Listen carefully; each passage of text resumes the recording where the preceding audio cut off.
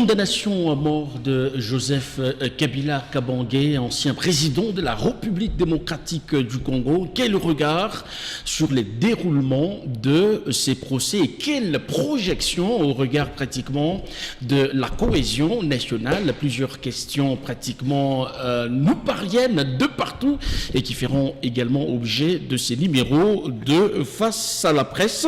La CENCO et le CC s'associent désormais à la plateforme des confessions religieuses en vue de baliser le chemin du dialogue en République démocratique du Congo. Quelle chance accordée pratiquement à ces rapprochements. Vous faites mieux de nous regarder à travers le monde et nous avons le plaisir de recevoir sur ces plateaux Maître Jerry Kassinde, il est analyste politique à qui nous disons bonjour et bienvenue. Bonjour Monsieur Christian, bonjour Monsieur Émile et merci pour l'invitation. Merci bien. Émile Mouyaya, bonjour et bienvenue. Bonjour Monsieur Christian, bonjour à tous nos amis téléspectateurs, mais également à Maître Jerry d'être avec nous sur ce plateau. Alors, ça faisait bien longtemps, Maître Jerry, que vous avez été sur ces plateaux. Peut-on dire que c'était pour des raisons stratégiques? Non, pas pour des raisons stratégiques. Vous savez que nous avons la passion de la République démocratique du Congo et nous voudrions bien passer, mais c'était par rapport à un certain contexte, par rapport à une certaine forme d'expression, malheureusement politique. Et nous nous sommes dit, qu'importe le temps, qu'importe la circonstance, nous ne devons pas baisser les bras et continuer toujours à apporter notre petite partition. Alors ici, on doit préciser que nous vous recevons en tant qu'analyste politique. Vous n'engagez pas. Malheureusement. Voilà, vous n'engagez aucune formation. Malheureusement. Les propos ne vont que vous engager. Oui, les propos ne vont que m'engager. Malheureusement, vous me recevez en tant qu'analyste politique. Pourquoi dites-vous malheureusement? Malheureusement. Êtes-vous malheureux de... Non, j'aime bien le nom de notre chère nation. Ok. La République démocratique du Congo. Mais malheureusement, vous me recevez en tant qu'analyste politique. Alors, vous aurez bien voulu être reçu en tant que qui? Pour que ça soit beaucoup plus clair. Monsieur Émile, je pense qu'il serait mieux que je zappe cette question. D'accord, merci bien. Alors, condamnation, je l'ai dit tout de suite, à mort de Joseph Kabila Kabange, selon le ministère public, il est dit dans son réquisitoire. C'est quoi votre lecture d'entrée des jeux? D'entrée de jeu, je pense que si j'étais un ordinateur, j'aurais bugué parce qu'on me donne deux commandes contraires. D'entrée de jeu, je me demande quelle est la finalité au fait.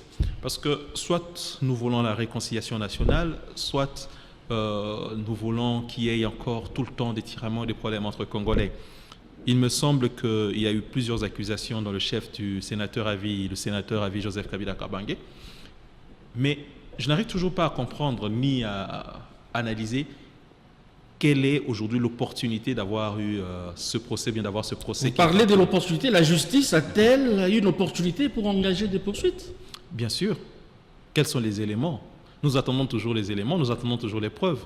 Quelles sont les preuves qui attestent ces accusations? Si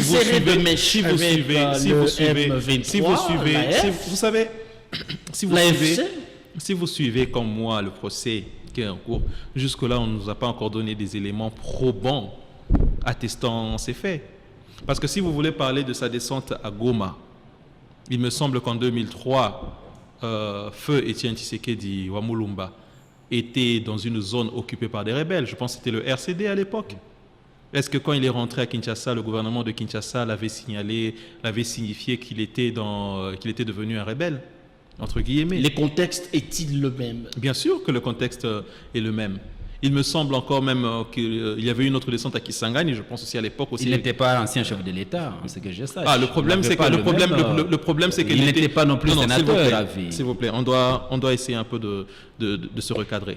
Le problème c'est que lui, il est ancien chef d'État. Donc un ancien chef d'État n'a pas le droit de circuler dans la République démocratique du Congo. Non, mais non, c'est pas le discours cela qu'il a été poursuivi. Qu'on aille dans votre logique. Parce que si l'élément probant aujourd'hui qui condamne le sénateur à vie Joseph Kabila Kabange, qui atteste qu'il est de mèche avec les rebelles qui agressent notre pays, c'est le fait qu'il soit descendu à Goma.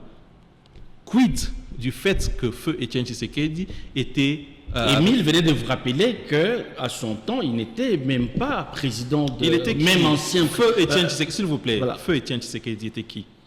Parce que ce qu'on essaie d'un peu d'oublier, c'est que le sénateur a vu Joseph Kabila Kabange en tant qu'ancien président, mais vous oubliez que Feu Etienne Tshisekedi était un grand leader de l'opposition, déjà de l'opposition. Ça plaçait le régime qui était en place en ce moment-là, qui pouvait se prémunir de dire non, comment est-ce que vous avez pu atteindre. Cela atteste qu'il y a eu vraiment une certaine forme de régression dans la démocratie. Alors, Maître Djeri, je voudrais justement que vous puissiez permettre à tous nos amis qui nous regardent de très bien comprendre.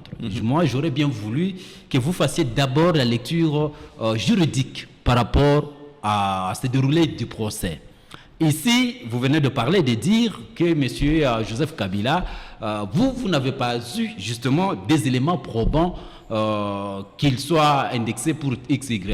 Mais nous avons vu tous au cours de ces procès, on a remis ces discours, lui m'a parlé, on a vu Kika Ibn Karoubi témoignant que les M23 sont, et lui-même le président Kabila, l'ancien président Kabila a hier le dire, ont des objectifs nobles, qu'ils partagent la même vision.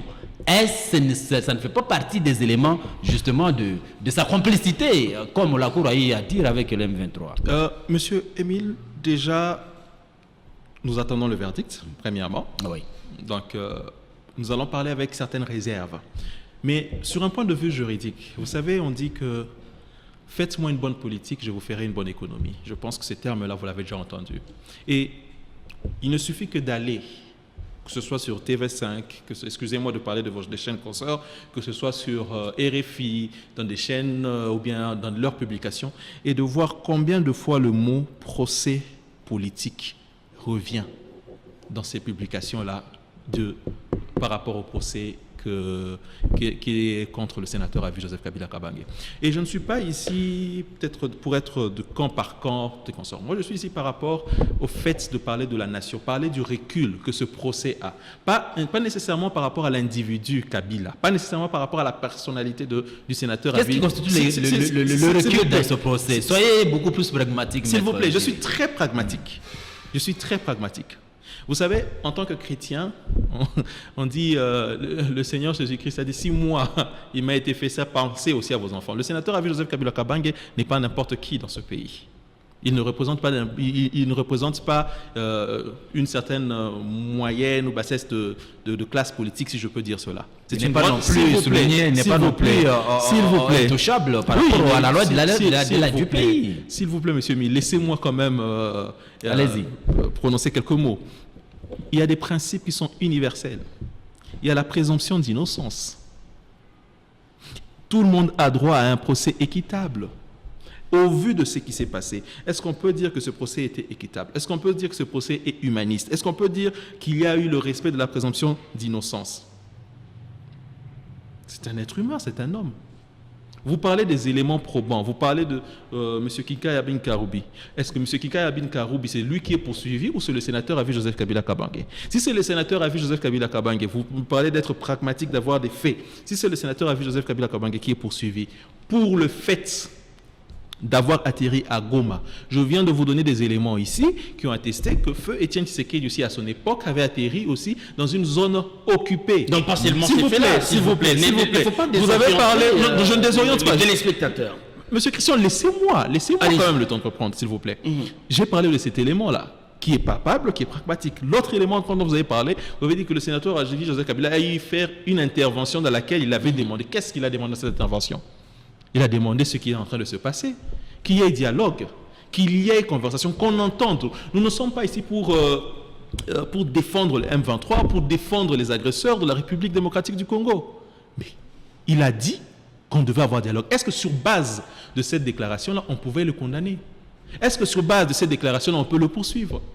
Alors, est-ce qu'on a, s'il vous plaît, sur un point de vue juridique et légal, a-t-on respecté toutes les étapes pour qu'il puisse être jugé? Pourquoi est-il jugé par la haute cour militaire? Mais les faits qu'ils sont reprochés sont de nature, disons, des guerres, n'est-ce pas? C'est ce qu'on dit. C'est ce qu'on dit. Et je le dis par rapport à tout ce que nous voyons, tout ce que nous sommes en train de lire et de commenter. Est-ce que le procès n'est-il pas un procès politique?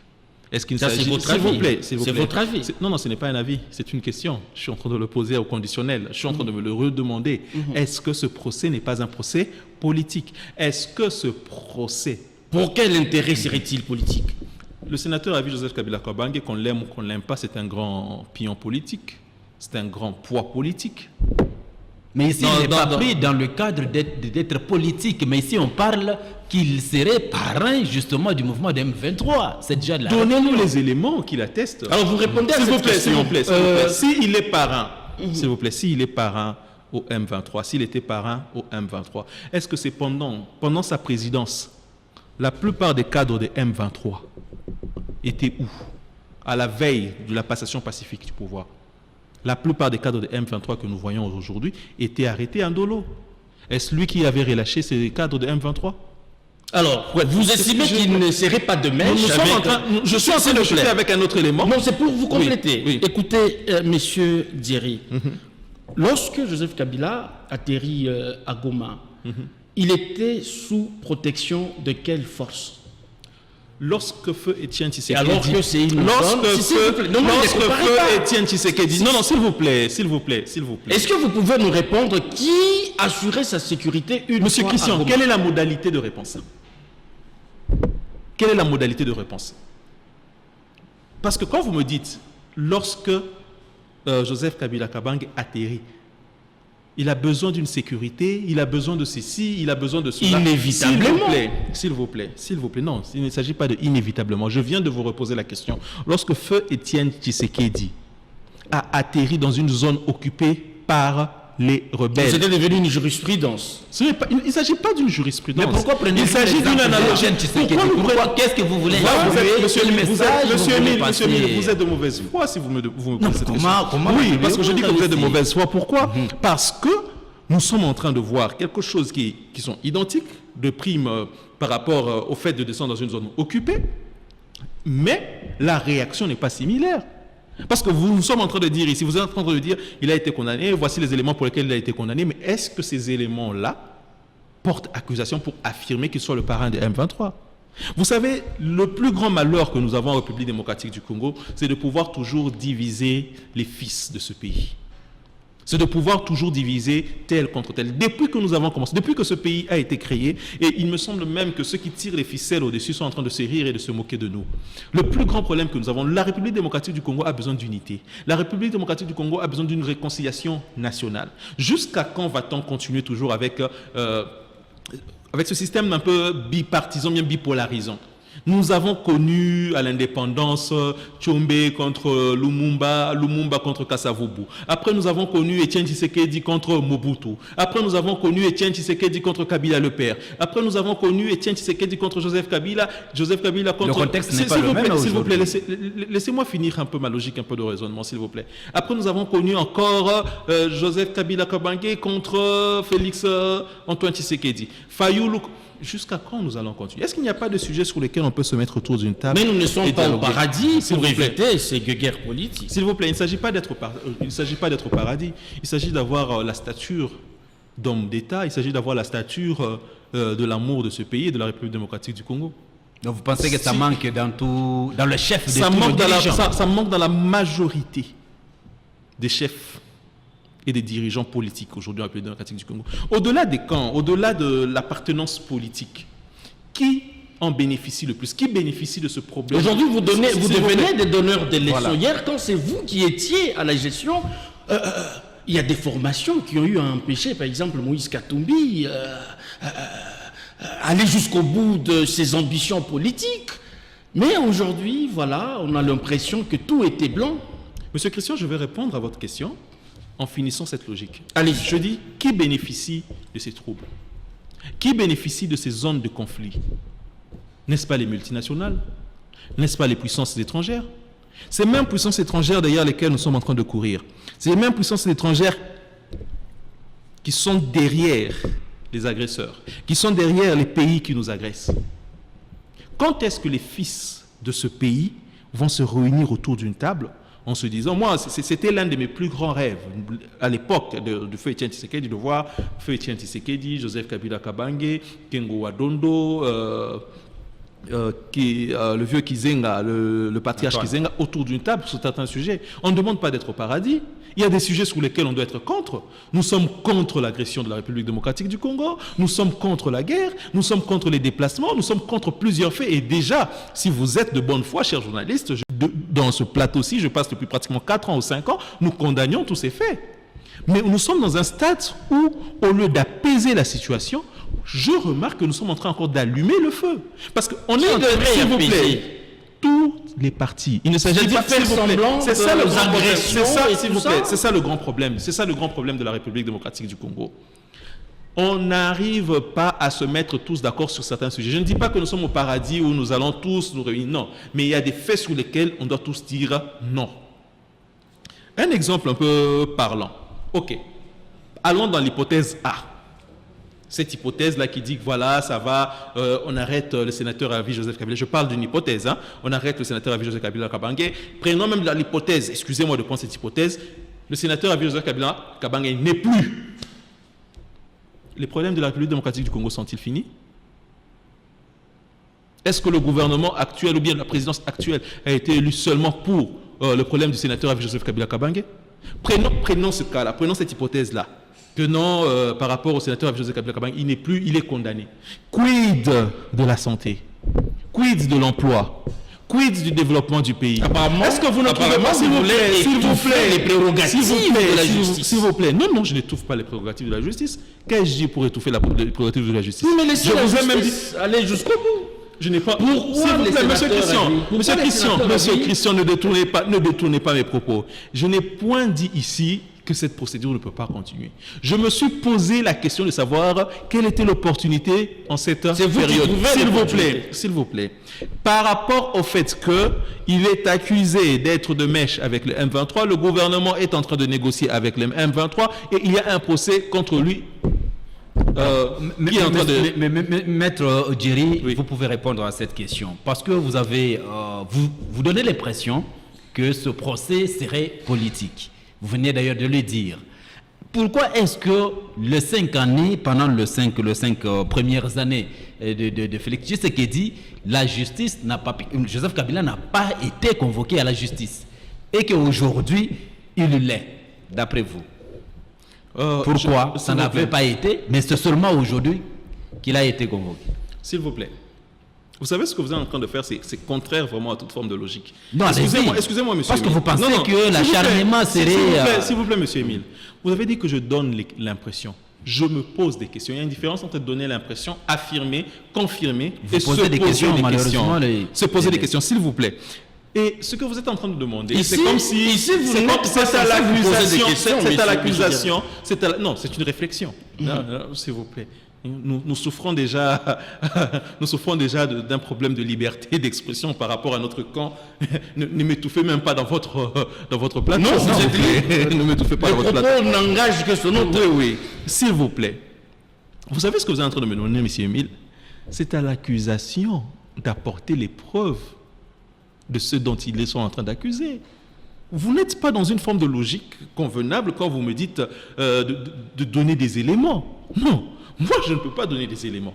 Pourquoi est-ce que je ne peux pas donner des éléments? C'est comme si vous venez, vous m'accusez, moi, d'être un voleur. Et puis, vous me dites, donnez-moi les preuves que vous n'êtes pas un voleur. Non, cela ne se fait pas.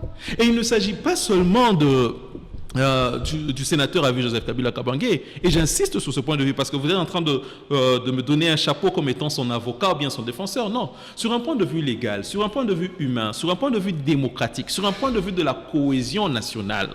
C'est moi, je suis en train d'avoir ce regard sur ce point de vue-là. Parce qu'il y a des personnes qui sont conditionnées. Et c'est sur ce point de vue-là où je me dis que l'un des plus grands problèmes que nous avons à République démocratique, c'est la mentalité. Il y a de ces personnes-là qui nous suivent. Pour eux, aujourd'hui, en tout cas, que vous montiez, que vous descendez, le sénateur Avi Joseph Kabila Kabange est un Rwandais. S'il vous plaît. Il y a des personnes pour lesquelles ici qui sont en train de nous suivre, vous montez, vous descendez, le sénateur Avi Joseph Kabila Kabange, c'est lui qui a instauré la démocratie, celui qui a eu la première passation pacifique du pouvoir, tout est consort. Je ne suis pas en train de vous dire, de m'adresser comme un fanatique. Non, je suis en train de voir et de placer d'abord la République démocratique du Congo au-dessus de toute forme de personnalisation. Quel est le point positif de ce procès dès lors que je n'en vois aucun. Ah bon? Je n'en vois aucun. Vous pensez que tout a été fait de manière hasardeuse depuis à l'envers? Monsieur Émile, je le répète encore ici, quelle est l'opportunité de ce procès en ce moment pendant... Monsieur Christian vous a demandé, est-ce que la justice a-t-elle de l'opportunité pour pouvoir intervenir dans tel ou tel autre dossier? Est-ce que la justice a une opportunité? Est-ce que les éléments qu'on a attestés là-bas prouvent à suffisance que ce procès aurait pu avoir lieu? Vous savez, quand on parle de la clameur publique, je vous ai dit ici, et vous êtes des journalistes, vous êtes des investigateurs, quand vous parlez de procès, quand on a parlé de procès politique ici, je vous ai dit, allez regarder même ce qui se dit, même les étrangers, qu'est-ce qu'ils disent par rapport à ce procès. Alors, dites-nous, est-ce que ce sont eux qui sont frappés par des victimes qui sont en train de tomber de l'autre côté? Là, maintenant, monsieur Emile, j'ai l'impression que vous vous faites défenseur du camp qui veut à tout prix. Je ne tire que mes questions de vos interventions. Non, vous ne tirez pas, parce qu'il y a d'abord un problème sérieux. Nous sommes dans une période où nous sommes en train, le président de la République, Félix Antoine Tshisekedi, a parlé de la cohésion. Nous allons y arriver. S'il vous plaît. Le président parle de la cohésion nationale. Le président parle de l'unité. Mais, entre-temps, nous voyons ici qu'il y a beaucoup d'exilés politiques à l'extérieur. Qui est exilé? Quand quelqu'un voyage, il doit prendre la connotation de l'exilé politique. Moïse Katumbi. Il est exilé? Non, mais donnez-nous... Matata Pognon, il y a des communes... S'il vous plaît. Vous êtes, monsieur Christian, vous êtes des éminents journalistes. Il y a des communiqués de leur famille, il y a des communiqués de leur famille politique, plusieurs communiqués. Dernièrement, nous avions eu encore LGD. Ce que moi je suis en train de prôner ici, ce que je suis en train d'inviter ici à nos autorités qui nous suivent, à ceux qui sont en train de nous suivre, que nous avons besoin de la cohésion nationale, nous avons besoin de l'unité nationale. Par rapport à ce procès, cela est mon point de vue à moi, sur un point de vue personnel. Je suis toujours en train de vouloir voir et comprendre l'opportunité. Qu'on nous donne des éléments, des preuves, s'il vous plaît, des preuves qui vont aller pour attester, voilà l'opportunité de ce procès politique. Et pourquoi l'ancien président de la République ne devrait-il pas se présenter et clamer son innocence? Ou engager ses avocats? Monsieur Christian, sommes-nous en train de vivre tous en République démocratique du Congo? N'avez-vous pas vu les attaques et les innombrables propos contre le sénateur à vie Joseph Kabila Kabange, bien avant même qu'il ait atterri à Goma? Bien avant même qu'il ait atterri à Goma. Combien même des membres élevés, des membres de ce gouvernement l'ont attaqué, l'ont insulté, des menaces qu'il a reçues. Alors, quand même, s'il vous plaît, soyons, je vous relance. Soyons un peu logiques.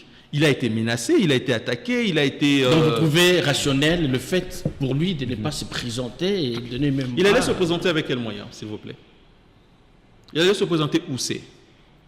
Là où il a été menacé? Là où on dit qu'il n'est pas le fils de... Donc s'il vous plaît, il se sent mieux ailleurs. S'il vous plaît, ailleurs c'est où? Depuis quand Goma est ailleurs? Il est à Goma? Non, s'il vous plaît, parce que nous sommes en train de parler de Goma. Depuis quand Goma est ailleurs? Goma a plus Goma a plus ou moins 4 millions d'habitants. Depuis quand Goma? Les 4 millions qui vivent à Goma sont des personnes étrangères. Notre pays est agressé. Notre pays est en pleine guerre. Je trouve qu'il est très important qu'il y ait un cadre de conciliation nationale, de réconciliation nationale. Il ne s'agit pas seulement que du sénateur à vie Joseph Kabila Kabange. Il ne s'agit pas seulement que de Moïse Katumbi. Il ne s'agit pas seulement que de Matata Pogno. Eux, ce sont les gens que nous voyons. Il ne s'agit pas seulement que du camp de Étienne Tshisekedi, de la présidence ou bien du gouvernement. Il s'agit des millions de Congolais qui vivent une vie qu'ils ne devraient pas vivre, qui vivent une vie où il n'y a pas de paix, il n'y a pas de sécurité. Donc c'est le dialogue qui viendrait résoudre ce dont vous êtes en train de relever ici. Pas seulement le dialogue. Le dialogue, on peut dire qu'on veut le dialogue, mais les actes que l'on pose. Donc vous aurez voulu libérer tous les prisonniers. Vous auriez voulu... Quel prisonnier? Le sénateur à vie Joseph Kabila, s'il vous plaît. Le sénateur à vie Joseph Kabila Kabange est-il prisonnier? Non, mais vous parlez de la cohésion nationale. Oui. Il y a des prisonniers qui voudraient aussi prendre part au gâteau pour apporter leur expertise. Monsieur Christian, excusez-moi, mais est-ce que vous pouvez un peu éclairer ma lanterne d'un prisonnier qui voudrait prendre part. Parce que vous risquez de me faire passer pour quelqu'un qui est en train de parler de la largesse de la justice. Moi, je crois en la justice de notre pays. Ah, vous croyez en la justice? Je ne crois pas. Laissez la justice aller. S'il vous plaît. Est-ce que depuis que je suis sur ce plateau, vous ai-je dit que j'empêchais la justice? Oui, mais vous n'êtes pas tellement convaincu du travail qui est en train d'être abattu. Non, s'il vous plaît, monsieur Christian. Ça, c'est votre interprétation. Votre interprétation. Vous avez la vôtre? Oui. Non, je n'ai pas la mienne. Okay. Ce que je suis en train de vous dire ici, depuis que cette émission a commencé, j'ai dit, je suis en train de parler de l'opportunité de ce procès pendant qu'il y a un dialogue qui est en train de se faire à Doha. Avant le dialogue, il n'y a rien à reprocher. Monsieur Christian, laissez-moi le temps. Laissez-moi le temps de réfléchir. Laissez-moi le temps de placer 2 ou 3 mots. Nous avons des magistrats ici qui se battent. Pourquoi est-ce qu'on aime toujours peindre de manière sombre la République démocratique du Congo? Pourquoi est-ce qu'on aime toujours peindre? Je ne dis pas que la justice, comme le président de la République a dit, la justice est malade. Je ne dis pas que la justice, tout est parfait. Mais je sais qu'il y a des juges, qu'il y a des magistrats, je sais qu'il y a des avocats, je sais qu'il y a vraiment beaucoup de gens dans le corps de la justice qui prônent la justice, qui prônent la vraie justice.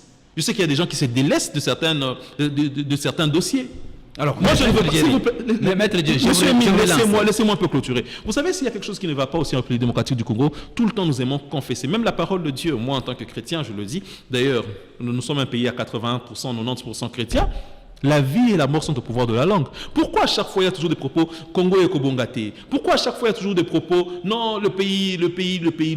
Parlons aussi des choses positives. Est-ce que vous pensez aujourd'hui que ce soit au niveau du parquet, que ce soit au niveau de nos policiers ou bien de l'armée, vous pensez que tous qui sont là, nonobstant le système entre guillemets négatif, vous pensez que tous ceux qui sont là sont mauvais?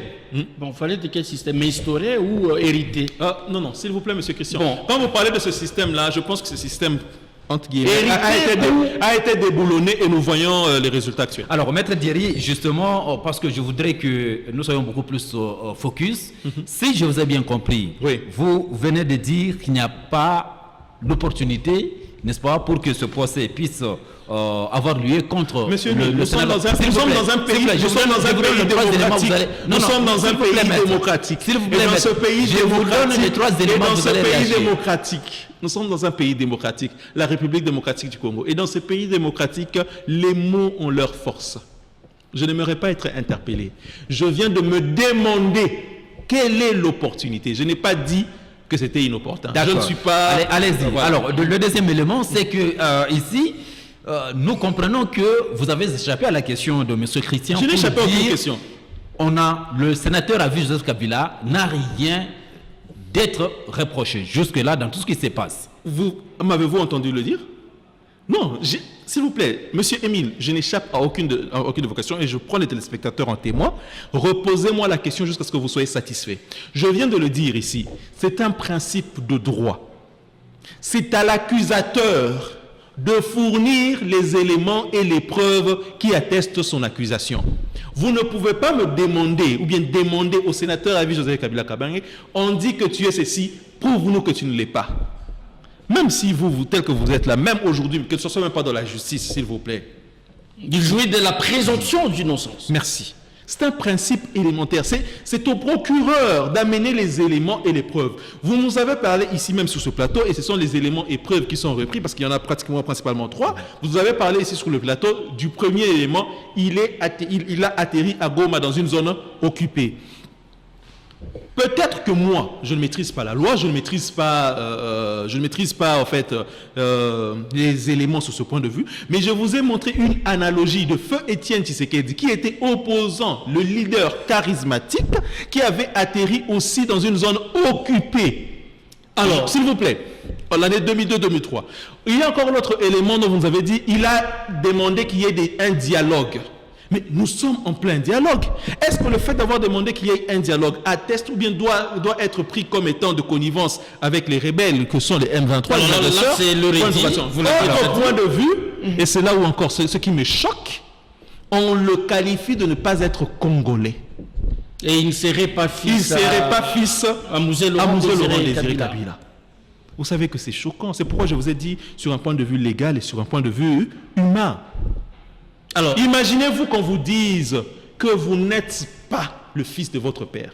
Mais du vivant de Mouzé Laurent Désiré Kabila Kabange.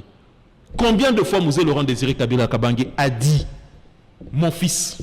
C'est mon fils qui était dans la 3e zone de défense. Mouzé Laurent Désiré Kabila Kabange l'a dit. Mouzé Laurent Désiré Kabila l'a dit sur son fils Joseph Kabila Kabange. Combien de fois Mouzé Laurent Désiré Kabila Kabange et Mouzé Laurent Désiré a dit que le sénateur a vu Joseph Kabila Kabange était son fils? Autre point, on lui dit qu'il est extrêmement... S'il vous plaît, monsieur. Quand j'ai des arguments qui contredisent,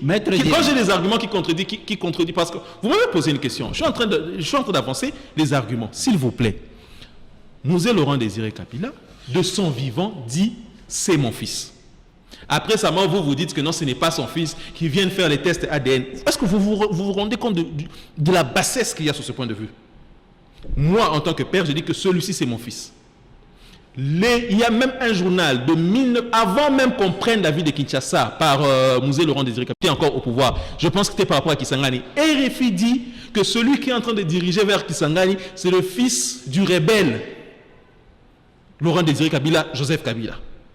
Point d'interrogation. Espion rwandais. Il était là pour les bénéfices du Rwanda. Tous ici, parlons un peu d'histoire, parce que je ne veux pas parler des faits par rapport à ce jeu, parlons un peu d'histoire. Quand Joseph Kabila Kabange devient président de la République, ce pays était à quel point? Ce pays était balkanisé, ce pays était divisé. Deux fois, là, il ne s'agit pas d'être je suis pro-Kabila, je suis pro-UDPS, non, il s'agit d'un fait. Si lui, il était élément rwandais, si lui, il était espion rwandais, il aurait préféré qu'il y ait la balkanisation de ce pays. Il aurait préféré qu'il y ait la division de ce pays. Lui encore qu'on qualifie de Rwandais, on lui pose la question, quelles sont tes relations avec le Rwanda? La vidéo existe, je peux vous le dire. Il dit qu'avec le Rwanda, nous n'entretenons pas de bonnes relations. Alors, sa jumelle qui est qualifiée aussi, s'il vous plaît, sa jumelle qui est qualifiée aussi d'être de mèche, elle a condamné le Rwanda. La vidéo existe. Et nous avions eu la première passation pacifique du pouvoir ici en République démocratique du Congo. Je n'essaie pas de vous dire que Kabila est un saint, je n'essaie pas de vous dire que Tshisekedi c'est le monstre, je n'essaie pas de vous dire que Tshisekedi est un saint ou que Kabila c'est le monstre. J'essaie de nous dire que quand est-ce qu'au-delà de nos appartenances politiques, au-delà de nos camps politiques, nous allons penser à la nation congolaise. Alors, à l'allure où vont les choses, la vitesse avec laquelle évoluent ces procès, vous vous attendez à quel verdict? Mais comme on l'a dit, comme nous sommes en train de le lire, tout le monde voit déjà l'issue de ce procès. C'est quoi l'issue? Vous savez, moi, l'issue, oui, à titre personnel. Voilà, vous êtes là à titre personnel. Non, s'il vous plaît. Il y a des faits et à titre personnel. Allez-y. Quand j'ai parlé des élections et de la transition et de la passation pacifique, ce n'est pas à titre personnel, c'est un fait. Moi, je pense que les dés sont déjà jetés. Et la condamnation est déjà... Il faut voir d'abord la dextérité avec laquelle la procédure a eu lieu, la manière dont c'est enroulé. Je pense bien qu'il y aura... Et il y aura des conséquences par rapport à votre projection? Par rapport à ma projection, je ne suis pas devin. Ça m'attriste tout simplement. Ça m'attriste parce que je croyais fermement quand le président Félix Antoine Tshisekedi parlait de dialogue, parlait de... Aujourd'hui, la CENCO et l'ECC s'associent. Parler de cette forme de cohabitation. Voilà. Aujourd'hui, pour la CENCO et l'ECC, n'oublions pas, la CENCO, aujourd'hui, la Conférence épiscopale nationale souveraine, les catholiques représentent, statistiquement parlant, plus ou moins 50% à 40% de la population congolaise. Je parle des chrétiens catholiques. Et la CENCO, l'ECC, l'Église du Christ au Congo, eux représentent pratiquement 30 à 40%. Donc, bref, cette union n'est que de bonne augure entre la CENCO et l'ECC, parce qu'ils représentent à eux deux plus ou moins 80 à 90% de la population. Et n'oublions pas leur mission, parce que j'entends les gens dire... Ils veulent aboutir au dialogue, ce qui est une très bonne chose pour vous. S'il vous plaît. Peut-être que le mot dialogue a tellement été utilisé de manière trop abusive. Ils veulent aboutir à la paix. Ils veulent aboutir à une bonne cohésion nationale, s'il vous plaît. Personne d'entre nous ici. Il n'y a pas de bonne guerre. Ça, c'est ma façon à moi de voir les choses quand vous parlez à titre personnel. Moi, je pense qu'il n'y a pas de bonne guerre. Et je pense que là où il faut éviter la guerre, il faut éviter la guerre. Moi, j'ai vécu la guerre. J'ai vécu la guerre en 96. J'ai vécu la guerre quand j'habitais à Bukavu, quand Laurent Désiré Kabila était en train de venir. Et nous avons fait 3 jours sans manger. Vous savez, même quand on dit, deux fois, on entend même quand j'étais à Kinshasa, guerre en Oué, guerre en on ne sait pas les affres de la guerre. Toutes ces personnes-là, ces milliers de personnes, ces millions de personnes qui sont mortes. Moi, je pense au fait aujourd'hui que tout ce qui ramènera la paix, et ce n'est pas la première fois que je le dis, tout ce qui ramènera la paix, tout ce qui ramènera la cohésion, tout ce qui ramènera le développement dans ce pays. Alors, Maître Djeri, parce que dans la feuille de route que les confessions religieuses ont dû prendre, il y a 4 éléments importants. Oui. Alors d'abord, ils veulent qu'il y ait la décrispation politique et qu'il y ait cette cohésion nationale autour de la table. Aujourd'hui, l'on se demande, la première des questions, est-ce que ce n'est pas une manière de pouvoir d'abord diversifier les efforts dans le sens que ici d'abord il y a un problème que le gouvernement central traite de bouter dehors d'abord l'ennemi principal qui est le Rwanda. Au lieu de se focaliser sur le Rwanda, on voudrait également travailler à l'interne. Est-ce que ce n'est pas une manière de pouvoir disperser les efforts alors qu'on pouvait suivre un seul chemin? Ça, c'est la première question. Deuxième des questions, est-ce que le fait de voir autour de la table Joseph Kabila, Moïse Katumbi, Tshisekedi, c'est ce qui va automatiquement faire taire les armes à l'est de la RDC? Le fait qu'ils soient seulement à la table, le M23 vont plier bagage et puis retourner. Le Rwanda s'est dit, je quitte le Congo. Monsieur Emile, vous avez posé une question, vous avez donné une partie de la réponse, mais aussi vous avez fait une nuance que, permettez-moi le terme, avec tout le respect que je vous dois, que je trouve négatif. Allez-y, comment démontrer? Pourquoi vous citez taire les armes? Vous parlez de Moïse Katumbi qui fait une opposition non armée, vous parlez de Kabila qui est un opposant non armé, sénateur à vie Joseph Kabila Kabange. Pourquoi vous n'avez pas parlé de Corneille Nangaa? Non, s'il vous plaît, je n'ai pas cité que vous pensez que c'est une partie à la réponse, allez-y. Non, s'il vous plaît. Réfléchissez. Le grand problème que nous avons aujourd'hui, c'est de se dire que tous ceux qui ne réfléchissent pas comme nous, tous ceux qui ne pensent pas comme nous qui sommes au pouvoir, sont des rebelles, sont des Rwandais. Non, s'il vous plaît. On doit accepter qu'il y ait des voix qui soient dissidentes, qu'il y ait des voix... Parce que nous, en tant qu'opposition, qu'est-ce que nous faisons? Quel est le rôle de l'opposition républicaine? Sur ce même plateau, j'ai été parmi les premiers ici à condamner le M23, à condamner quand il y a eu cette information que le M23 était à Kinshasa pendant 14 mois, j'étais sur ce plateau en train de condamner. Nous avons même une émission face à face avec certaines personnalités de l'UDPS qui voulaient justifier la paix. J'ai dit non. Quand on a intégré l'EAC, nous étions parmi ceux qui ont condamné l'intégration de l'EAC. Quand on a reçu Kagame ici, nous avions dit il y a eu des millions de morts. Nous étions parmi ceux qui avions dit vous ne pouvez pas recevoir Kagame et chanter même Yonani Oboya Kagame. S'il vous plaît, je pense que oui, le fait que le président de la République, Félix Antoine Tshisekedi, se retrouve sur une même table avec le sénateur à vie Joseph Kabila Kabange, avec Moïse Katumbi Chapwe, avec Délice Sanga, avec Matata Pogno, avec tous les fils et filles congolais, ça va apporter un plus. Je le répète ici. Par quelle baguette magique? S'il vous plaît. Non. Expliquez-nous. Ils doivent se surpasser. Et ce, de tous les camps politiques. Mais eux sont civils, ils ne sont pas militaires. S'il vous plaît. N'oubliez pas. S'il vous plaît. C'est pourquoi... Non. Je parle d'abord d'une union. S'il vous plaît, ils doivent se surpasser. Et c'est là où moi je dis que les fous du roi qui sont à côté, parce que qu'on le veuille ou pas, qu'on parle de côté négatif, du côté positif, nous avons senti une certaine forme de volonté du président de la République, Félix Antoine Tshisekedi, lors de son premier mandat. Quand il a commencé, on a vu qu'il voulait venir apporter son plus, voir avec sa vision. Mais les fous du roi qui sont aux alentours, qui sont dans son entourage, on doit cesser d'être dans des extrémités. Aujourd'hui, notre nation, notre population est devenue tellement divisée. Il ne suffit que de voir aujourd'hui combien les insultes, et d'ailleurs là même, excusez-moi d'ouvrir cette petite parenthèse, je m'adresse aux membres du CESAC qui sont en train de nous suivre, à la CESAC.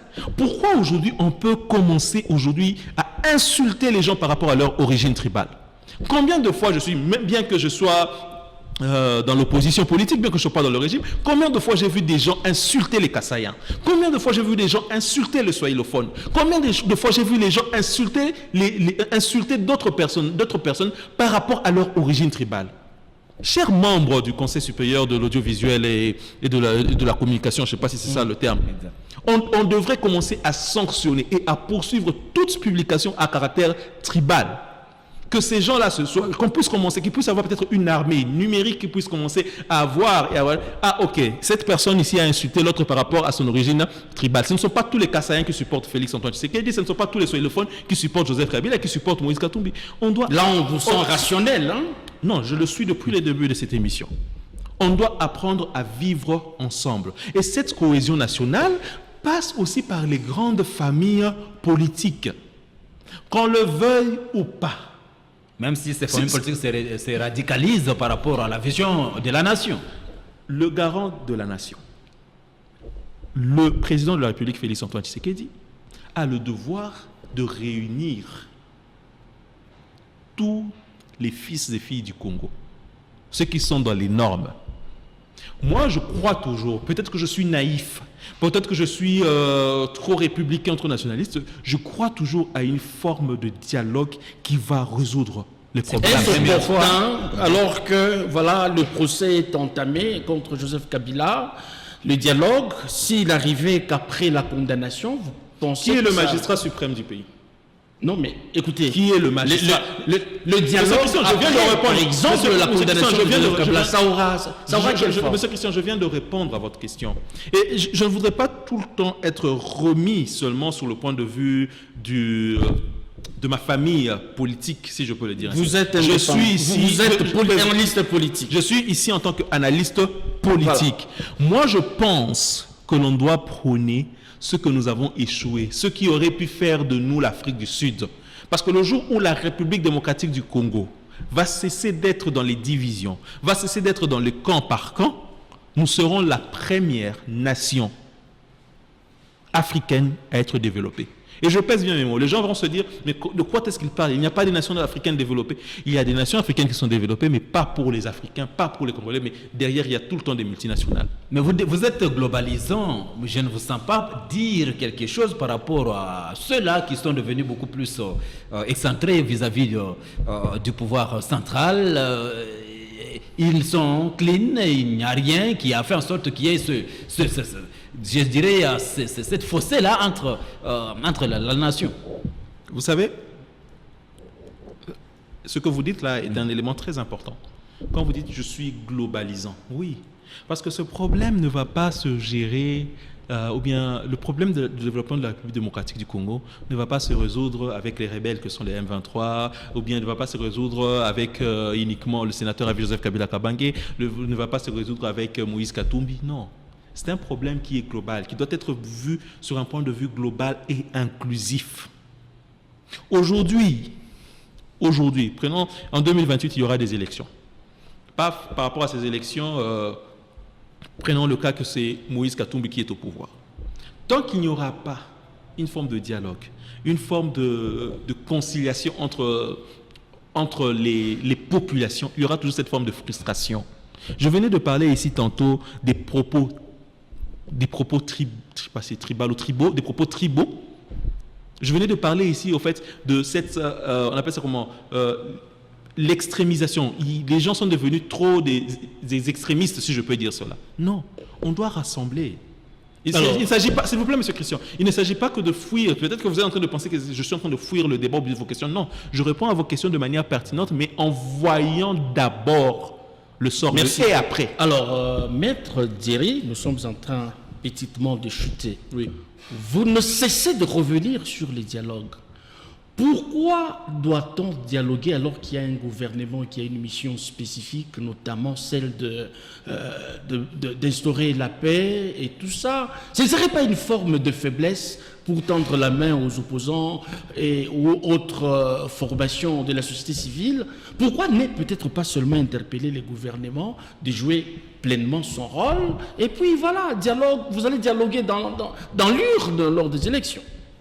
Monsieur Christian, je vais revenir un peu à votre question parce que je vois déjà la question sous-entendue dans votre question. Monsieur Christian, si nous, là je parle un peu sur un point de vue global politiquement parlant, nous voulions un dialogue pour intégrer le gouvernement, nous y serions déjà.